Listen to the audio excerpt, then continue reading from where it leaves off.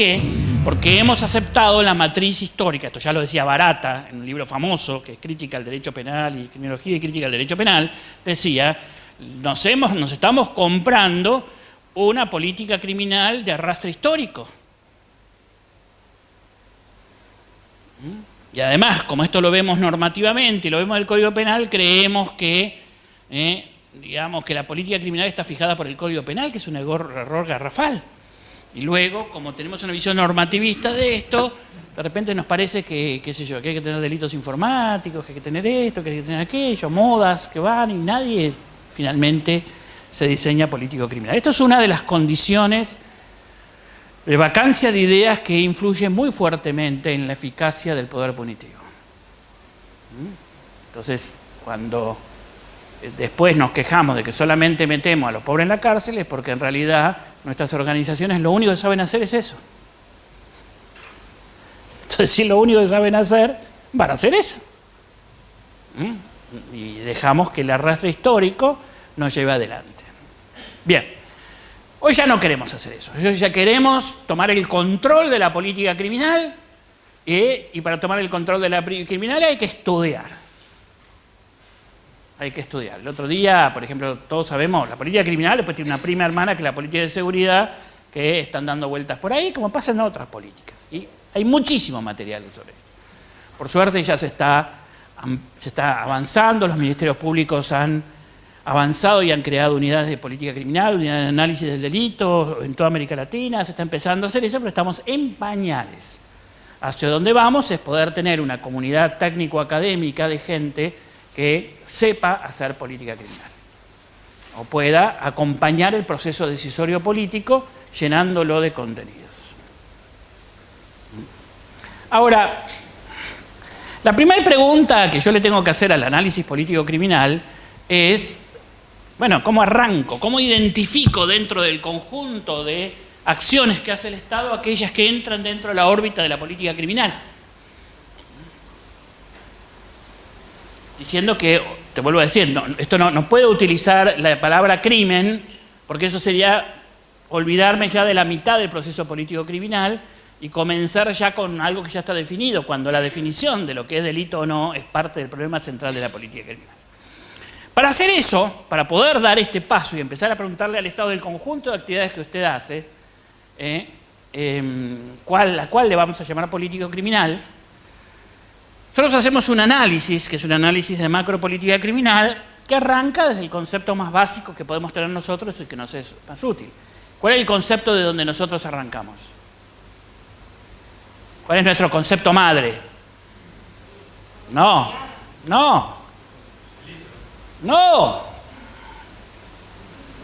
Conflicto.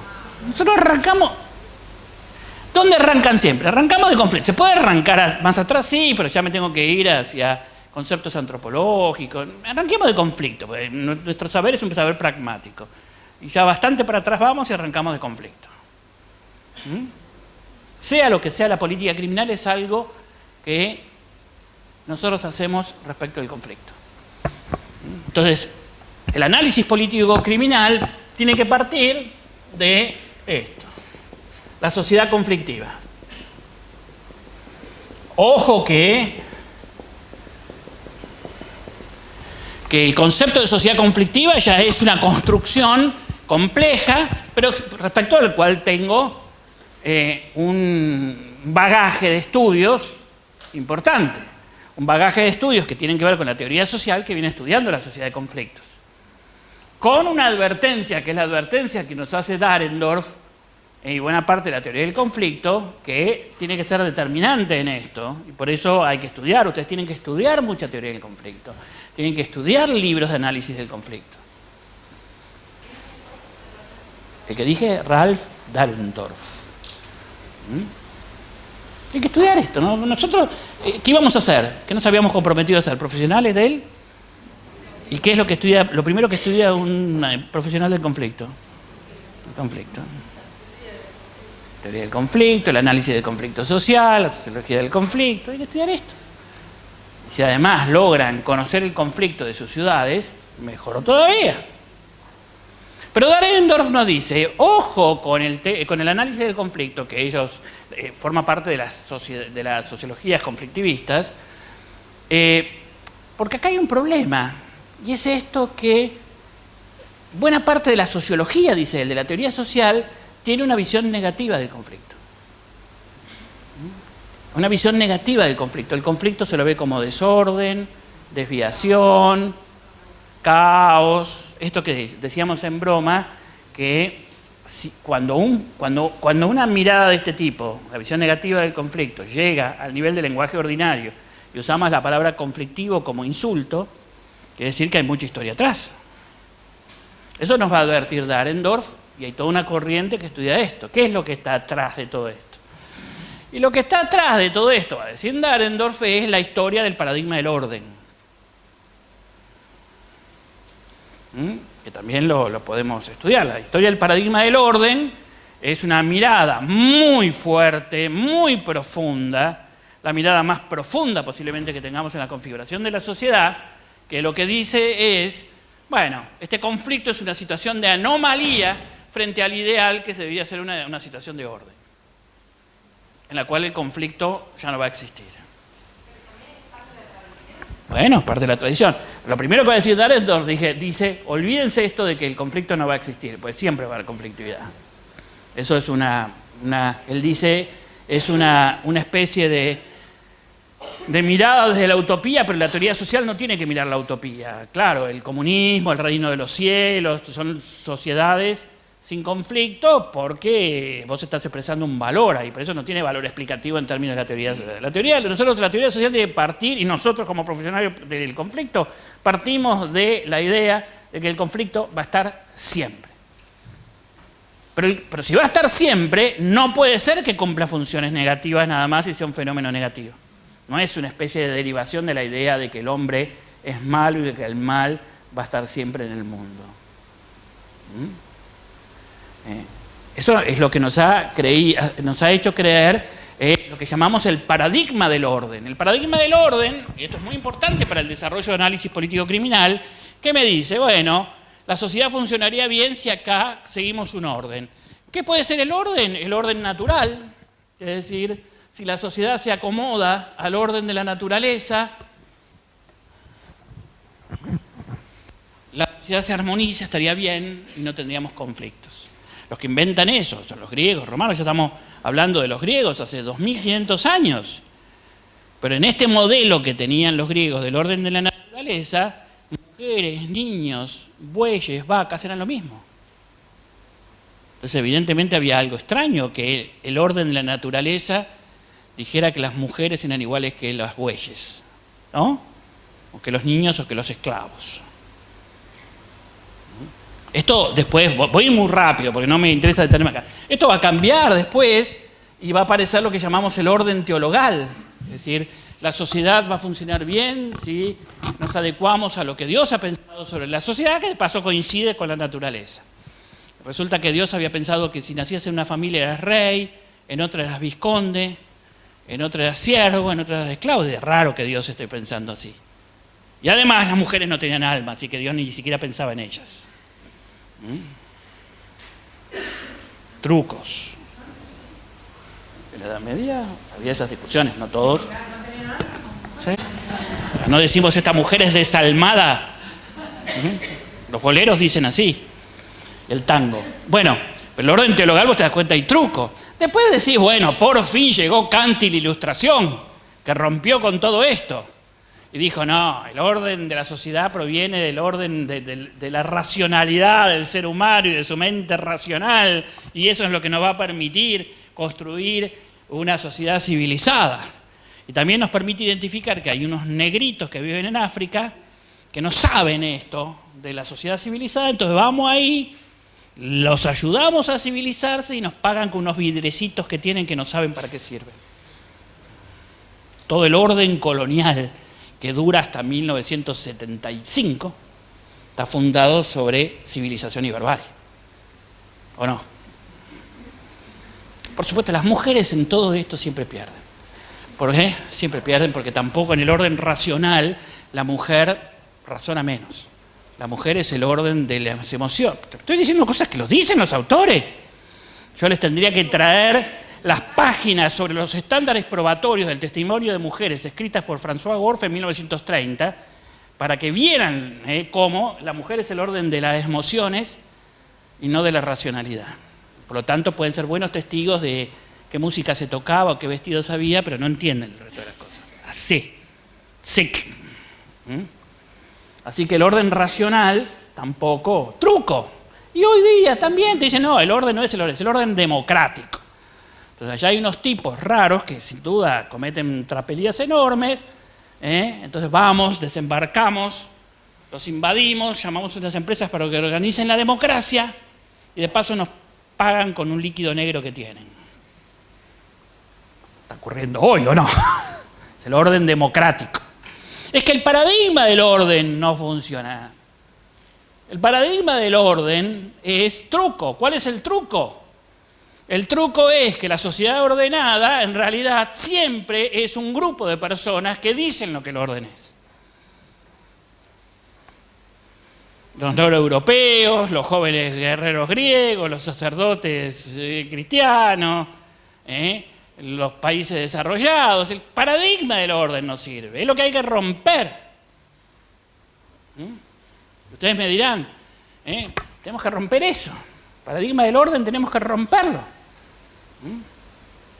Fíjense que en todo esto, en todos los distintos conceptos de orden, no es chiste el lugar de, porque mucho de eso está vinculado al orden patriarcal. El orden patriarcal y el orden jerárquico de la naturaleza están vinculados. Ahora, el problema es que este concepto del orden no es democrático, porque de que hemos descubierto la democracia hace muy poquitos años, la democracia en serio, la democracia se parte de una idea, que no le vamos a reconocer a ningún sector social que tiene la verdad sobre cómo debe ser la sociedad. ¿O no? Finalmente, como sea la sociedad, vamos a elegir entre todos. Y ustedes me dirán, pero eso es un quilombo, sí. Así es, efectivamente. Y nos vamos a tardar varios años hasta que hagamos funcionar esto. Pero peor es la aristocracia. La democracia supone aristocracia, que presupone que hay un sector social que tiene claro el orden de la sociedad. Y ustedes, las mujeres, siempre han salido mal. Mal, porque siempre el orden ha tenido alguna forma, todavía el orden que nosotros conocemos hace muchos, miles de años, es un orden esclavista. Todavía leía, mejor dicho, un autor que no citaba pero no me acuerdo a quién citaba de las teorías feministas, que me parece hay dos teorías en la teoría social que me parece lo más importante que se ha escrito en los últimos 20 años, que es la teoría feminista y la teoría de la ecología social, de la ecología política. Eso sí, son los últimos dos grandes impactos de los últimos 30 años. Y este autor que citaba, no me acuerdo quién, decía, miren, hay que tomar conciencia de que recién ahora, en finales del siglo XX, estamos llegando al hueso, al carozo, al núcleo de la esclavitud en el mundo. Porque todas las otras formas de esclavitud fueron una extensión de la primera, que es la esclavitud sobre la mujer.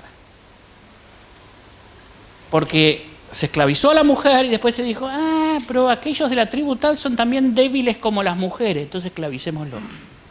Pero aquellos negritos también podemos esclavizarlos porque son ignorantes como las mujeres, esclavicémoslos. Y a lo largo de 2000 años venimos trabajando sobre las distintas formas de esclavitud y recién ahora, después de 3000 años, llegamos al carozo del problema, que es la esclavitud sobre la mujer. Esto, dígame si no es perturbador esta idea. Sobre todo porque no hay nada mejor que tener una mujer esclava. Para uno. No diga, esto es un chiste que no hay que hacerlo. Borralo. Borralo porque es un chiste malo, pero estoy haciendo una gran proclama feminista en el sentido de que no es un tema menor. ¿Y cómo se está resolviendo? Ahora, ustedes... No, claro. Pero al contrario, estoy demostrando cómo recién ahora estamos llegando en el carozo del problema de la esclavitud en el mundo. que tiene su origen en la esclavitud de la mujer. Con lo cual, el paradigma del orden y el orden patriarcal están muy vinculados, súper vinculados. Ahora bien, ¿a qué vamos a esto? Bueno, si nosotros no podemos hacer una política criminal fundada en el paradigma del orden, ¿y entonces qué hacemos? ¿Cómo? Pero fíjate, acá está el primer, Laswell, uno de los autores de análisis de políticas públicas, decía, el inicio del análisis político-criminal, del análisis de políticas públicas, tiene que poner en evidencia las grandes decisiones que hay que tomar en términos de sociedad política. Y acá tenemos una.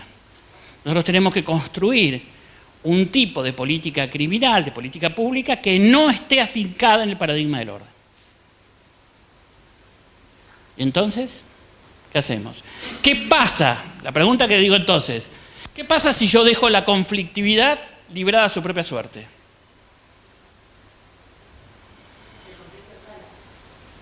¿Qué significa el conflicto escala?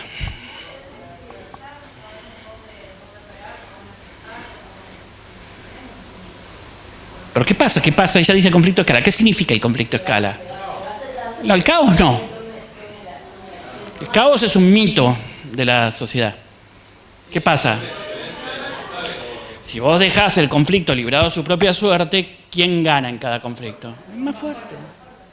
Y ahí está la base central del otro paradigma. Nosotros no necesitamos el concepto de orden.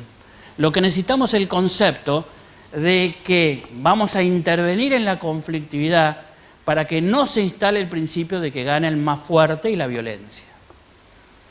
A ese paradigma fundado en una idea distinta, donde no queremos que, digamos, que gane el más fuerte porque es más fuerte, lo llamamos paradigma de gestión de los conflictos. Y es una intervención fuerte, estamos reconociendo que el Estado tiene que intervenir, pero bajo un fundamento distinto. Porque la gestión de los conflictos tiene un fundamento distinto. Esto, en los debates de la filosofía griega, Platón, en uno de los diálogos, creo que es el Crátilo, ya lo dicen. Hay un debate sobre los nuevos la democracia griega, una democracia, digamos, restringida, pero democracia al fin, frente a los antiguos modelos aristocráticos. Y uno de los autores, uno de los dialogantes, le dice, pero todo esto de la ley, y ustedes lo inventaron para que nosotros los fuertes no podamos imponernos. Claro, le dice el otro, efectivamente. Para eso inventamos la ley, para eso inventamos los tribunales, para eso inventamos todas estas cosas, para que el fuerte nos imponga. Es lo que Ferraioli va a llamar después la ley como instrumento del más débil. Poderoso no necesita la ley. Es cierto que en la sociedad compleja, en la sociedad moderna compleja, quien es el poderoso es más también complejo. ¿Estamos? Entonces, la política, nosotros estamos buscando los fundamentos de la política criminal. Los fundamentos de la política criminal no los tenemos que buscar, como se hace por arranque histórico, en la idea de que es la herramienta que yo tengo para ordenar la sociedad. No es así. Es una de las herramientas que yo tengo para gestionar los conflictos en la sociedad, evitando que gane el más fuerte y se instale la violencia. ¿Estamos? ¿Ven cómo son dos modelos distintos? Que tiene mucho que ver con los dos modelos que venimos diciendo antes. Siempre estamos acá. Ustedes tienen que tomar conciencia de algo que han escuchado muchas veces. Estamos pasando del sistema inquisitorial a los modelos adversariales. La profundidad que tiene eso es muy grande. No es solamente que hiciste un código donde leíste la facultad de investigar al fisco. Eso es el 0,0001 del problema que estamos debatiendo. Ahora bien, el paradigma de gestión de la conflictividad, como se escapa del paradigma del orden,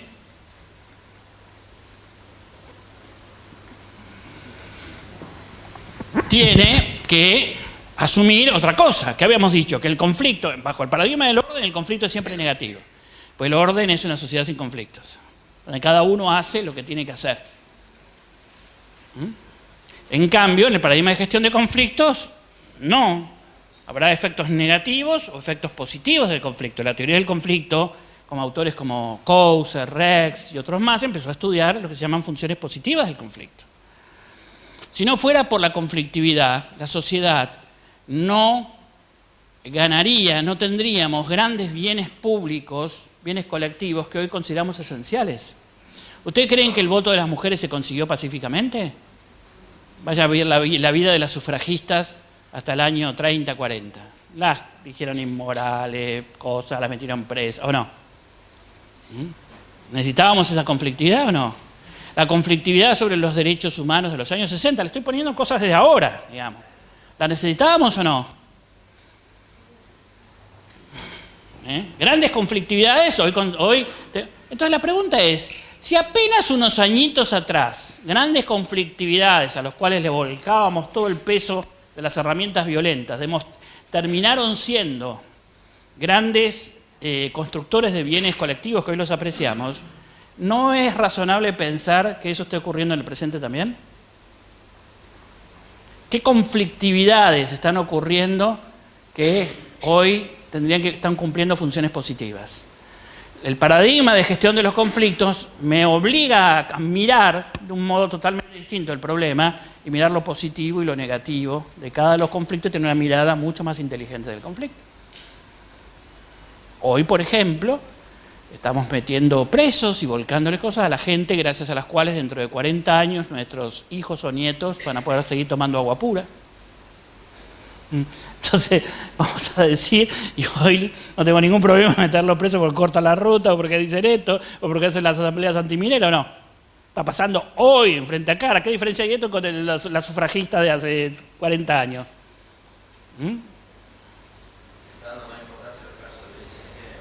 La violencia de género es distinta, pero la violencia de género es otro problema. La violencia, pero también tiene singularidades, porque cuando vos analizás la conflictividad, y por eso tenemos que estudiar mucho la conflictividad, porque nosotros somos los profesionales que trabajamos con uno de los instrumentos más sensibles y más nocivos que puede haber, es como si fuéramos expertos en energía nuclear. Nosotros somos expertos en la intervención violenta en el conflicto. Pero en el caso, cuando vos tenés conflictividades necesarias, se vuelve complejo el tema. La violencia de género tiene que ver con una conflictividad, es decir, la mujer no va a cambiar su estatus de esclavitud en el mundo sin un periodo de alta conflictividad. ¿O no? Conflictividad en la pareja, conflictividad en la familia, conflictividad en esto, conflictividad en aquello, ¿o no? Conflictividad en las relaciones laborales, en la sociedad política, en todo. ¿Es buena o mala esa conflictividad? Es buena. La necesitamos. Ahora, el punto está si esa conflictividad se resuelve con violencia o con abuso de poder de parte de otro de los intereses en juego, que es el hombre. El hombre que hoy día no sabe cómo manejar la conflictividad de la nueva mujer, ¿qué le hace? Porque además no es solamente, se han roto los grandes modelos, porque los modelos de sumisión de la mujer no han sido modelos violentos, entre comillas, entre comillas, porque si no después me agarran sino que había una retórica muy sumisa. Vos tenías a San Pablo diciendo, mujeres, haced caso a vuestros maridos, ¿o no? La retórica religiosa, las morales, son violencia, pero no era el cachetazo y la trompada, ¿o no? Estaba sumisa, pero con retóricas muy fuertes, y con modelos muy fuertes, y con el adiestramiento de la educación, de las madres, de las cosas, de la transmisión. Cuando se empieza a romper eso, aflora el conflicto con violencia, ¿no? Ahora, es otro tipo, había menos golpe porque había más sumisión. Pero ustedes se dan cuenta de la magnitud de este problema. El otro día estaba en Bolivia, es un tema, pero el otro día estaba en Bolivia y el presidente y el vicepresidente, estábamos en un seminario, dijeron, no hay problema más importante en Bolivia que la violencia de género. Y tiene que ver con los procesos de emancipación que se están dando en las mujeres en Bolivia. No es que los hombres se volvieron locos con un virus.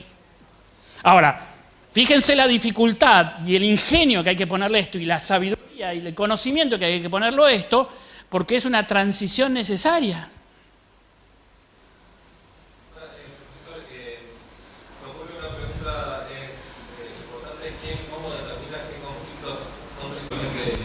Pregunta fantástica. porque eso es el debate democrático. No hay forma de hacerlo por fuera del debate democrático, porque eso es un problema valorativo que no le vamos a reconocer a un sector social que por sí mismo tenga capacidad de decir cuál es positivo o negativo. Va a haber que discutirlo. Estamos teniendo guías. Cuando decimos la igualdad es una guía, bueno, tenemos guías. Empezamos a tener consensos. Esto, discúlpenme que tenga que ser rápido porque se vuelve más complejo. La idea que nos tiene que quedar ahora es que yo tengo que tener una mirada sobre la conflictividad de la sociedad. Y que esa mirada tiene que estar despojada de la idea de orden. Porque si yo tengo en mi cabeza la idea de orden, lo que veo es los factores negativos de la conflictividad. Y no veo los positivos. Pero aún cuando yo reconozca los factores positivos y los negativos, tengo que tener una capacidad de gestionar esa conflictividad porque si no me deriva en abuso de poder y violencia. Y no quiero eso. Si nos ponemos por tener de acuerdo es que vos podés tener conflictividades necesarias, no las resolvamos en abuso de poder y violencia. Resolvamos con mecanismos muy complejos. Esta complejidad de la mirada y de la gestión de la conflictividad hace que las sociedades hayan construido a lo largo de los tiempos muchos mecanismos de gestión de conflictos. Ese conjunto de mecanismos de gestión de conflictos lo conocemos como el sistema institucional de gestión de conflictos. Y va a haber un tipo de política pública que llamamos política de gestión de la conflictividad, que es la que construye esto. Gestión de conflictos. ¿Vamos? ¿Van siguiendo? Insisto, voy rápido porque tenemos que llegar todavía muy lejos. Ahora bien, el sistema institucional de conflictos es la articulación de múltiples instrumentos de múltiples formas. Cuando estudiamos esto, uno de los análisis que hacemos, el análisis para simplificar esto, decimos, bueno, hay distintos niveles. Yo voy a tener niveles, instrumentos que están instalados en el nivel de la coordinación del Estado y la sociedad. ¿Por qué? Porque es la sociedad misma la que tiene instituciones de gestión del conflicto que no son estatales. Por ejemplo, hay conflictos que se resuelven en el ámbito de las familias, en el ámbito de las comunidades, en el ámbito que no son estatales. Que a veces es el sentido que el Estado se meta allí. Porque a veces porque no puede, porque no tiene recursos o porque es muy malo meterse en esas cosas. Ese nivel lo llamamos el nivel de la coordinación entre el Estado y la sociedad. ¿Vamos? Hay un segundo nivel que es cuando ya el Estado va aumentando. Fíjense cómo en estos lo llamamos niveles porque el Estado va aumentando su nivel de intervención. Hay un segundo nivel en el cual el Estado, esta es coordinación, elabora modelos de referencia. Le dice a la sociedad, miren, vamos a ponernos de acuerdo sobre ciertos criterios que los vamos a utilizar para solucionar los conflictos. En las antiguas visiones, eran por ejemplo los principios generales del derecho. Si firmaste un contrato, cumplilo, sé un buen vecino, ¿no? Si rompiste algo, pagalo. No seas negligente. Todas esas cosas son modelos de referencia, pero todavía esos modelos de referencia se están utilizando para que los ciudadanos hagan básicamente su gestión de conflictos. El tema se ha puesto más complejo. Si bebiste, no conduzcas. Si una mujer dice no es no. Ahí tenés, ¿ven? El mecanismo de usar modelos de referencia. ¿Estamos? Es otra herramienta de gestión de los conflictos. Tercero, el Estado va aumentando, genera ámbitos de conciliación, es decir, ya el ciudadano, los vecinos, los grupos sociales van perdiendo, entonces vos le generás ámbitos más institucionalizados, pero donde todavía el protagonismo está allí. Formas de conciliación, juntas vecinales, jueces de paz, mecanismos, bla, bla, bla, bla, bla, bla, bla. ¿No? Es otro conjunto de herramientas que tiene la sociedad. Hay una cuarta herramienta que es donde ámbitos de conciliación, donde el Estado crea instituciones para resolver los conflictos, para darle la razón a uno o a otro. Acá vamos a tener los tribunales civiles, administrativos, las cosas civiles, donde bueno, pues la gente va y dice, queremos ver que nos diga quién tiene razón. Entonces el Estado dice, tiene razón él, Ya el Estado ayuda asignando, es decir, lo que se llama un sistema de adjudicaciones de razones a quien tiene el conflicto. Y por último, el quinto nivel de intervención es cuando el Estado interviene con violencia.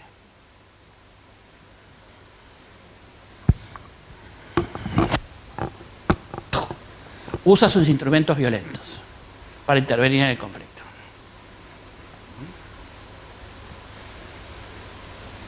Ejemplo tonto que ponemos siempre: dos personas quieren usar un mismo auto. Una tiene una tarjeta verde y la otra tiene un revólver. Uno dice, pero yo soy el dueño. Es un conflicto. Pero el Estado dice, no, cuando se dé esta situación, no los voy a conciliar, no voy a dar modelo de referencia, sino que agarro este los pelos y lo meto. ¿O no? Entonces, ¿qué aprendimos de acá brevemente? Porque esto hay que estudiarlo muy largamente. Primero, no necesitamos el paradigma del orden, al contrario. Desde el paradigma del orden nos vamos a otro lado. Nos vamos a otro lado. Tenemos que movernos dentro del paradigma de gestión de la conflictividad. Una mirada inteligente sobre la conflictividad, para lo cual necesitamos información. A mí me asombra todavía el desconocimiento que tenemos sobre la conflictividad de nuestras ciudades, zonas, lugares.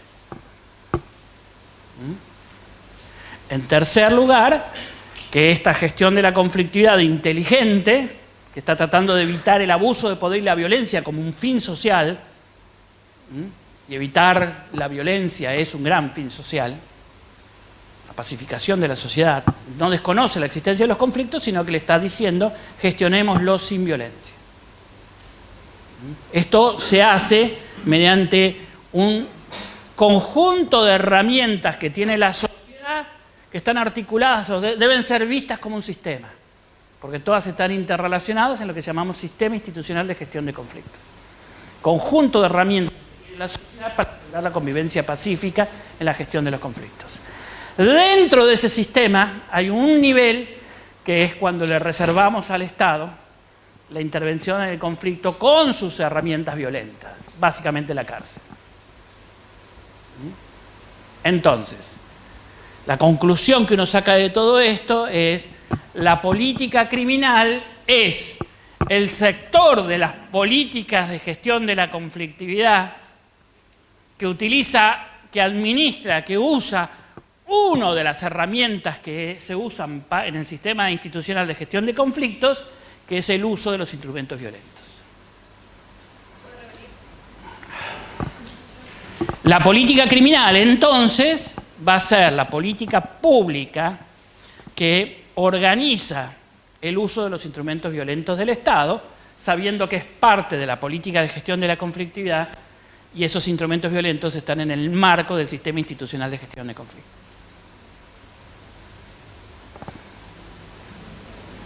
¿Lo ven? Todo esto reclama estudios, libros, cosas, conocimiento empírico, todo ese tipo de cosas. Pero ya aprendimos muchas cosas. La violencia no está separada del resto del sistema institucional de conflictos. No necesito el paradigma de orden. Tengo una identificación de la política criminal que no usa el concepto de delito. El concepto de delito es cuando tomé una decisión de intervenir en el conflicto con violencia. Entonces la pregunta siempre va a ser: ¿por qué este y no aquel? Sí.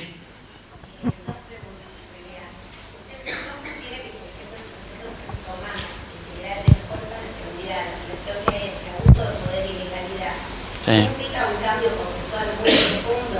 Es decir, empezar a pensar cuestiones de consenso, cuestiones mucho más profundas de la sociedad. No te entiendo, a ver de nuevo. Claro, por ejemplo, cuando uno habla de las políticas de seguridad y lo que ocurre en la seguridad, específicamente siempre se utilizó la violencia porque había un conflicto entre el abuso del poder de la fuerza de seguridad y la legalidad. Esto es así.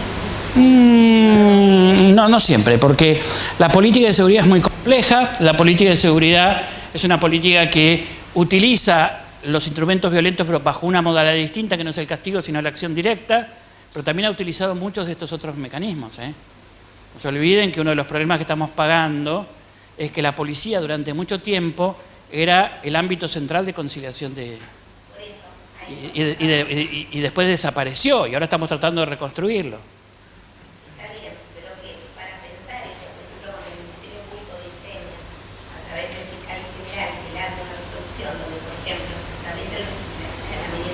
Espera, te puedo parar ahí porque ahora lo voy a explicar eso, pero dentro de un marco más amplio, ¿sí? Déjame, ahora llego ahí. ¿Está claro este esquema? Este esquema es un esquema analítico que hemos utilizado mucho, pero me serviría, por ejemplo, para analizar la situación en Santa Fe, en la ciudad o en cualquier ciudad.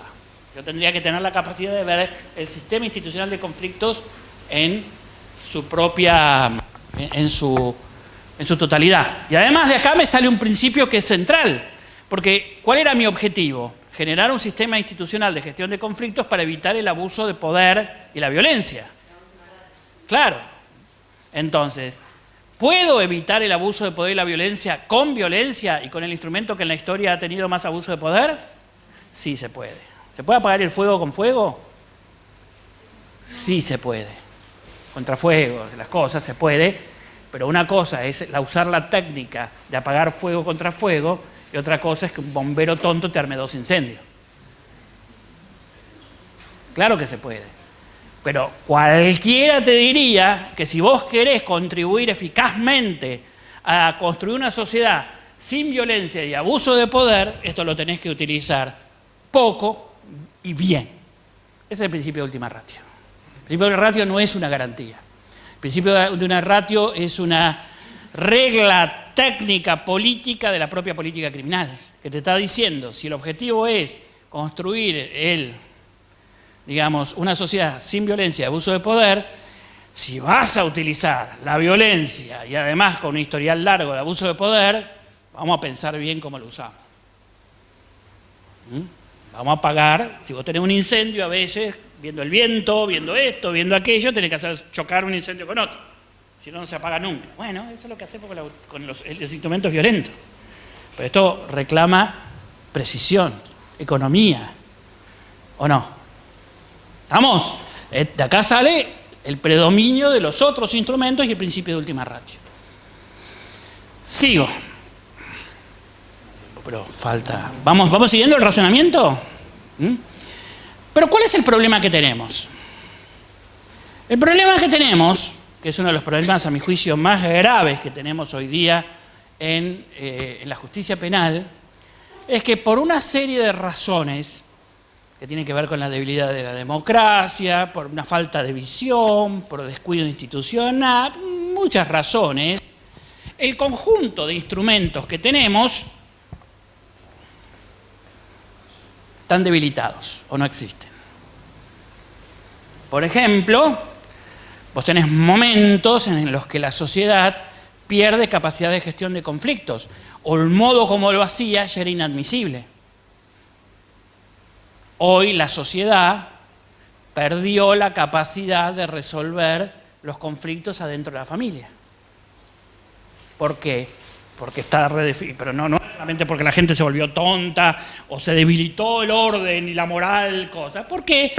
Porque se está jugando un nuevo rol de la mujer en la familia y la pareja, porque los hijos están jugando un nuevo rol, porque el hombre anda por ahí viendo cómo se ubica en las nuevas situaciones. Es decir, la familia ha perdido capacidad de resolver sus conflictos. Se han roto las familias grandes.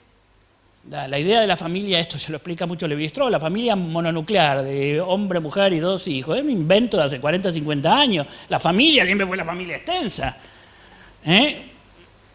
Entonces, ven cómo... Y muchas otras cosas más. La pérdida del espacio público como un espacio de administración colectiva. Hay fenómenos muy profundos que tienen que ver con la cultura y el gran proceso de transformación cultural de los últimos 15, 20 años que han hecho los procesos de urbanización descontrolados. Muchas cosas hacen que vos digas que la sociedad tiene menos capacidad de gestión de conflictos que antes. ¿Lo va a recuperar? Lo va a recuperar. Son periodos.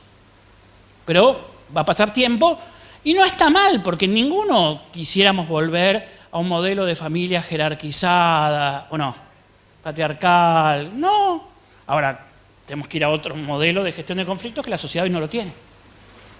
Disculpame, que alguien... Sí. No, que te iba a decir que eso es propiamente el conflicto mismo, porque resolver el conflicto hace 30 años en una familia aplicaba el orden.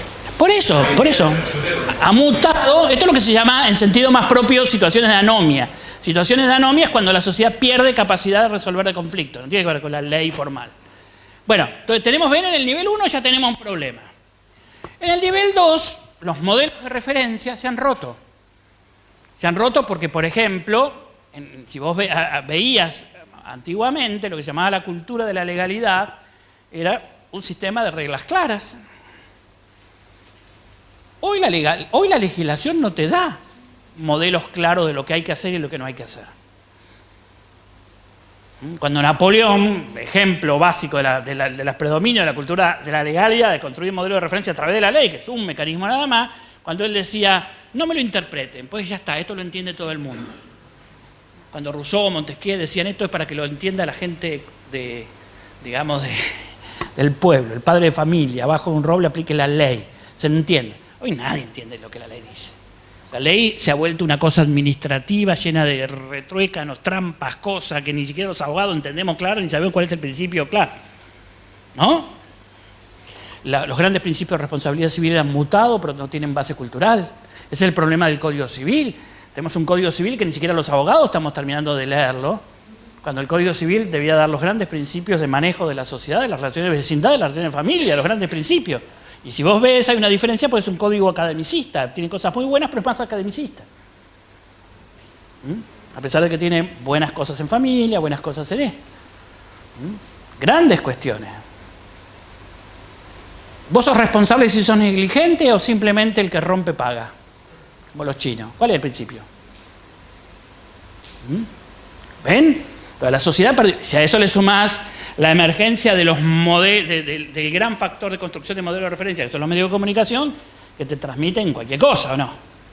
Transmiten modelos de referencia claros. Entonces la sociedad dice, ¿a dónde vamos? Bien. Tercero, ámbitos de conciliación. Se han debilitado los anteriores, policía, comisaría, escuelas, hospitales, que no tenían tanta presión y podían cumplir una cierta función de contención, de conciliación, pero no hemos logrado entender los nuevos. La abogacía latinoamericana, que no se asume como profesionales del conflicto, es muy negativa en todo esto.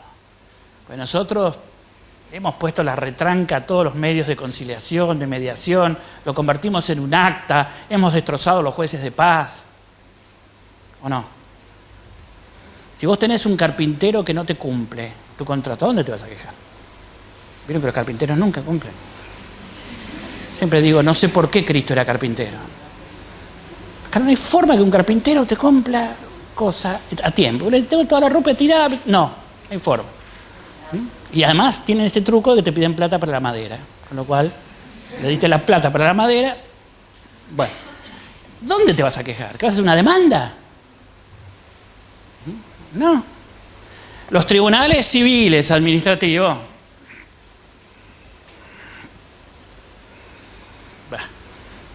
Ya hago gestos, ya no hablo. De los laberintos, las cosas. Entonces, en vez de reparar esto, inventamos cada vez medidas más autosatisfactivas, previa a la satisfactiva, previa a la cautelar, previa a la cautelar. Ya no sabemos qué inventar porque es tan obvio que no cumple ninguna función que están inventando una cosa más, la arruinan en un año e inventan una antes. Ahora, esto que lo estoy caricaturizando porque habría que estudiarlo en mucha profundidad, ¿qué es lo que provoca? Provoca que esto es lo que llamamos crisis externa a la justicia penal. La crisis externa, ¿qué es lo que significa? Que la conflictividad de la sociedad, ya sea porque nadie la para o porque arrancó siendo menor y se va agravando, confluye hacia el nivel 5.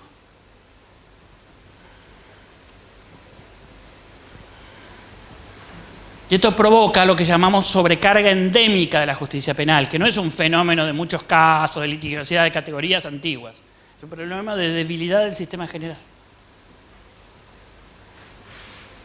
Y además se produce otro fenómeno, y es que los actores sociales que están luchando por ubicarse en los conflictos, por sus derechos, por estas cosas, cuando ven esta dinámica, ¿qué hacen? Luchan para llegar lo más rápidamente acá. El fenómeno de la inflación penal.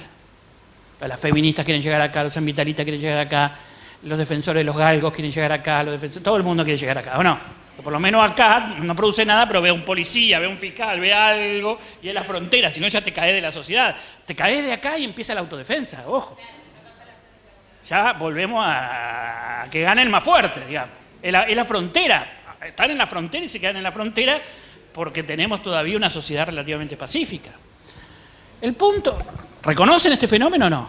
Bueno, este es el gran problema político-criminal que tenemos. Este es el gran problema político-criminal.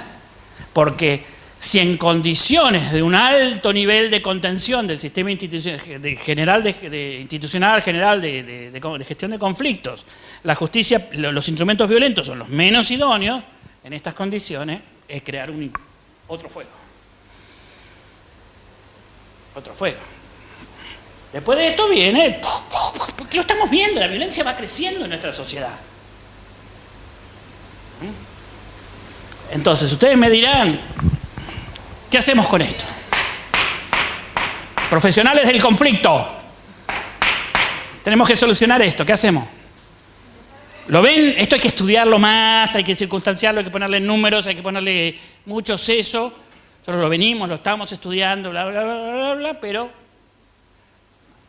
Ahora, que me diga que tiene una solución a los problemas de la justicia penal sin esto completo, no. No, tienen que mirar todo. ¿Qué hacemos? Y hay que volver a fortalecer los niveles anteriores, iguales o distintos, porque el quinto nivel no va a poder ser una ilusión de la armonía, la querer resolver todo. Bueno, obviamente la estrategia más elemental, la estrategia A, es decir, bueno, a ver, empecemos a fortalecer esto. El punto es que el estado de la discusión, el estado de la conciencia del problema en los sectores profesionales que están vinculados a cada una de estas cosas es muy débil, porque están muy atrapados en el paradigma del orden y en la ilusión del orden, de que va a venir un tipo, va a poner policía por todos lados y va a lograr ordenar a toda la sociedad, que ya le demostraste 20 veces que es una ilusión, que no lo logra, que es lo más costoso, que es lo más caro, pero están ahí. Entonces todavía tenemos que dar un debate muy fuerte para que los distintos actores hagan esto. La gente que trabaja en prevención del delito, todo el mundo dice, en este país, por ejemplo, ya ahora no, tengo todavía un poquito, todo el mundo que te dice, por ejemplo, nosotros tenemos un activo en la Argentina que es la vocación deportiva, ¿o no? Lúdica, deportiva. Todo el mundo te dice, fortalezcamos los clubes, esto, hagamos una gran red de contención a través de lo deportivo, que es un valor cultural que tenemos. Lo que se dan son subsidios truchos, por ahí van, pero no hay algo. Esto debería ser central, ¿o no? Si la familia no sabe qué hacer con el chico a la mitad del día. Bueno, entonces hay una especie de desidia, de inacción en todo este tipo de cosas. Lo mismo pasa con el espacio público. Los quienes han trabajado esto en términos urbanos se han dado cuenta de algo que es muy importante. No es que el espacio público se deteriora y por eso la gente se retrae, es al revés. La gente se retrae porque hoy el hogar es un lugar lleno de diversiones y de cosas y de televisiones y de play y de cuestiones, abandona el espacio público y por lo tanto se deteriora. Entonces, hoy día la sociedad, por ejemplo, no tiene capacidad para salir a ocupar el espacio público solo. El Estado tiene que tener un plan. Sí. Yo no quiero que sea la discusión al lado político, pero en cierta forma se vuelve inevitable porque cuando hablamos de las instituciones que tienen que manejar cada una de estas etapas, por ejemplo, hablar de la policía, hablar del ministerio, y la realidad es que la corrupción también hace que todas estas instituciones sufran un desfasaje, que los fondos, que son algo importantísimo para lo que acabas de plantear, por ejemplo, a dónde se invierten. Bueno, esto es una cuestión que también la corrupción hace a la cosa. Y cuando hablamos de la policía en particular... Sí, te lo llevaré, tenés razón, pero más allá de eso, porque el debate que tenemos hoy día es entre aristocracia y democracia. Una aristocracia mafiosa o la democracia. Entonces, si vos te llevas a modelos de violencia de sociedad, o lo que un autor llamaba, es decir, no tenemos relaciones de representación, sino relaciones de hegemonía, de vasallaje, es decir, yo te doy protección, de ruptura de la ciudadanía. Es el debate político central de la democracia de ciudadanos, de democracia de mafia. Es un debate político que corrupción es uno de los nombres que tiene. No tenemos que engañarnos en eso. Pero sigamos para hacer análisis político. Tenés mucha razón en eso. Y hay que profundizar ese análisis más. fíjense todas estas cosas. Entonces, primera estrategia, pero los que trabajan en política legislativa, ¿ustedes creen que cuánto tiempo nos va vamos a tardar en cambiar los modelos legislativos? Cuando ni siquiera los legisladores se plantean que tienen que cambiar los modelos de redacción de la ley. ¿Cuánto tiempo nos está llevando que la justicia entiende que produce modelos de referencia? Por suerte ahora entró la Corte Suprema un poquito a hacer eso, pero los tribunales supremos de provincia, las Cortes Supremas de provincia o los jueces importantes, a veces toman decisiones que dicen, ¿saben qué? Acá no se hace esto. El principio es que no se hace esto. ¿Ustedes se creen que se preocupan de difundirlo, de hacer un acto solemne para decirle a la sociedad, este es el modelo, esto es como hacemos esto, el que hace esto, no? Entonces, ¿hay que seguir haciéndolo? Sí, pero es complicado. Los ámbitos de conciliación, yo llevo 10 años en La Rioja tratando de reconvertir a los jueces de paz. Los jueces de paz, es la gran institución de la administración de justicia, y la hemos convertido en tipos que dan guías, sellos y cosas, ¿o no? Acá puede ser que estén mejor, no sé, pero en el resto del país, además los modelos de justicia legal, las 1000 cosas, la cosa más plástica que vos podés hacer con la jueces de paz. La justicia civil, vos le hablás de esto a los procesalistas civiles en los congresos, te miran como diciendo, qué linda es la sociología jurídica. Y encima, la teoría del proceso hace daño porque no se da cuenta que la conflictividad siempre es sustantiva. La conflictividad siempre es sustantiva. Y además, habría que romper con esta idea del adjetivo sustantivo. Eso es una cosa que hay que olvidarse. Vos siempre mirás el problema desde la conflictividad. Entonces, la estrategia hay que hacerla y hay que trabajar mucho para que se tengan planes de este tipo, miradas de este tipo, que ahora que ya vamos a ser profesionales de conflicto, estamos obligados a tener esta mirada. Pero al mismo tiempo, se diseñó otra solución. Por después está la otra solución que dice, construyamos la línea Maginot. Por ejemplo, Ferrajoli, yo siempre vivo peleando con Ferrajoli en esto. Ferrajoli te dice, no, acá hay que construir alrededor de la justicia penal una cosa que diga, señores, no entren atrás, reducir esto, dejémoslo, y que esto, Ferrajoli lo teoriza, y en la práctica de los sistemas es la incompetencia. Andá, para allá, la desestimación. Miles, decenas de miles de casos que la justicia penal desestima diciendo, no, se vayan para allá. Pero esto no soluciona el problema. Es como en Game of Thrones, es el muro, de atrás, y mandá acá a los visitantes, ¿cómo se llama? Los salvajes, los visitantes, los hombres libres, claro. Entonces vivimos acá y ponemos unos tipos acá que son los expertos en rechazar casos. La gente que se arregle.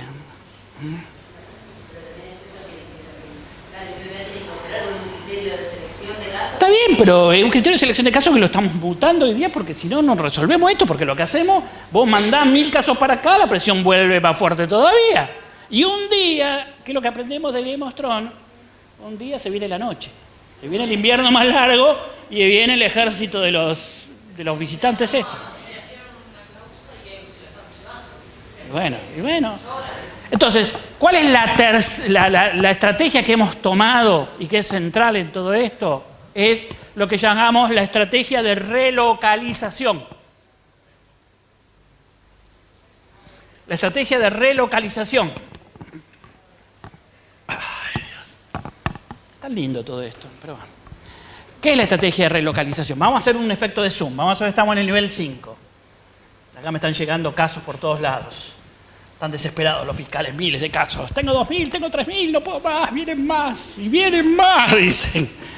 Y encima están sancionando leyes con más delitos y con más delitos. Bueno, como estrategia, digamos, lo que la justicia penal no puede hacer es quedarse pasiva frente a esto.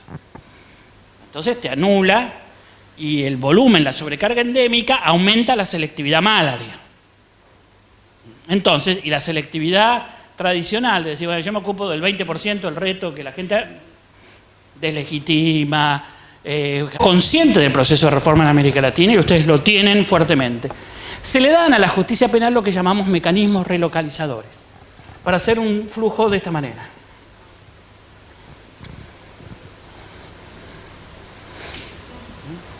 Entonces se incorporan una enorme cantidad de mecanismos que le permiten a la justicia penal devolver el conflicto al nivel donde debería estar. Obviamente necesitamos que mientras tanto la estrategia de fortalecimiento funcione.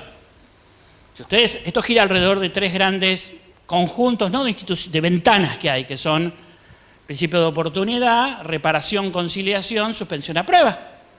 Si vos lo mirás, no con la mirada del trámite, le diste a la justicia penal 20, 30, 40, 50, yo siempre es un ejercicio que le hago hacer a los alumnos que me determinen todas las herramientas que puede usar la justicia penal y siempre andan en 40 o 50 hoy día, con poca imaginación, para que ubique conflictos en este lugar.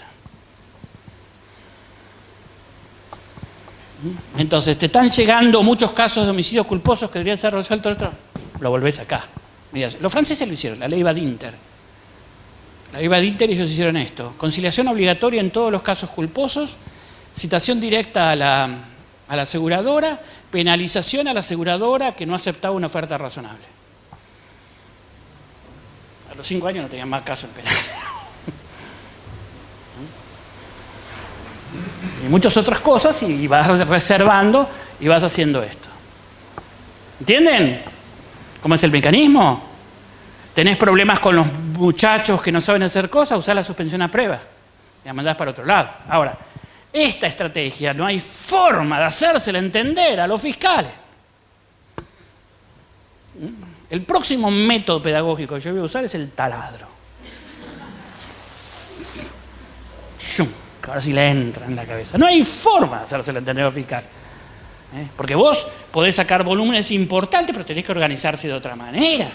Si vos pretendés que la suspensión a prueba va a ser mandarle a firmar al tipo 800 veces la planilla en el mismo lugar, ir a pintar 10 veces la misma escuela, al mismo tiempo lo que es a la directora que tiene que ir a abrir el sábado para que pinte el otro, hacer el pan que nadie come, donar juguetes que quedan después por ahí perdidos, ¿o no?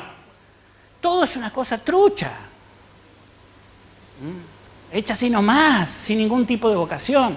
Desde que, si lo que estamos diciendo, tengan programas. Nosotros tenemos que tener un objetivo en el corto plazo, que es 2/3 de soluciones no punitivas, no de cárcel, solamente 1/3 de soluciones de cárcel. Pero para eso hay que tener programas, oficinas de control, oficinas de supervisión.